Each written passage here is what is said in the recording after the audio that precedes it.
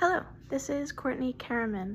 This is the video part of the interview project where I'm going to speak about who I interviewed, why I interviewed them, some key points from the interview, and what I felt I could have done better. I interviewed, and I'm also reading a script on the side, so I apologize if I'm glancing over, if I need to pause to scroll down.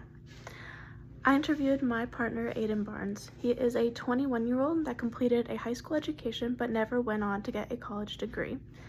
The reason I chose to interview him was that over the course of knowing him, I learned that he specifically did not go to college and get further education because of his developmental disability, ADHD.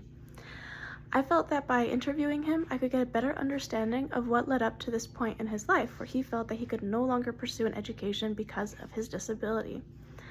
I also felt that I could apply what I've learned to my own future as an educator. Let's see. Jumping into the takeaways. There was a couple big takeaways from this interview. The biggest one being that the lack of education from an educational institution does not mean a lack of intelligence. This is a pretty standard idea within teaching communities, but I was sure to write the questions in a way that tackled how Aiden feels about his intelligence versus how others view his intelligence. Part of the reason some of my questions tackled these specific ideas is because of my personal experience with Aiden.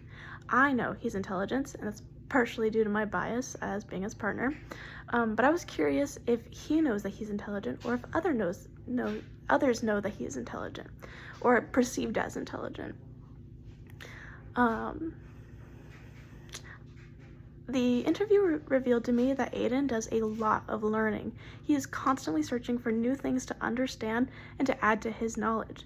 He often impresses people with his knowledge, and people comment on his wit and smarts, often in the first time meeting him. This concept is important to consider when working with students and to be aware of our own biases. Kids that don't excel in school aren't unintelligent because of it. That was a pretty big point, and the overall, I'd say, theme of our interview. The next key point that stood out to me was how having availability of resources made it so that Aiden was able to complete his high school education. Sometimes people can underestimate the importance of resources and how students without these can struggle. The main resource Aiden used was his medication, which helped his ability to focus and remain on task, which helped him to complete his assignments, which ultimately led to him being able to pass his classes. Before he had access to this medication, and he had no diagnosis, he often felt very frustrated by his teacher's lack of understanding and avoidance to support his needs. Although maybe not all the same resources are provided to those with a disability to those who are without it, it's still important as teachers that we evaluate all our students' needs and plan accordingly, disability or no disability.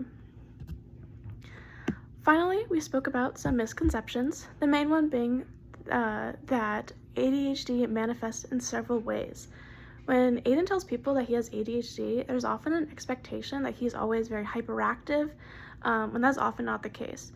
For many, hyperactivity is a part of the disability and part of something they struggle with within the disability, but in Aiden's case, that was not a part of it.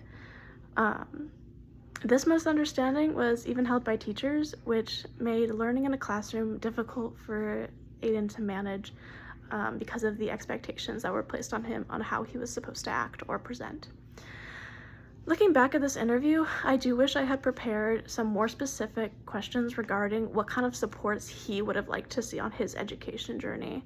I felt I learned a lot from his experience and the kind of things disabled students go through within school situations, but I wish I could have gotten just some more advice of how teachers can support their disabled students. And that is it, so thank you for listening.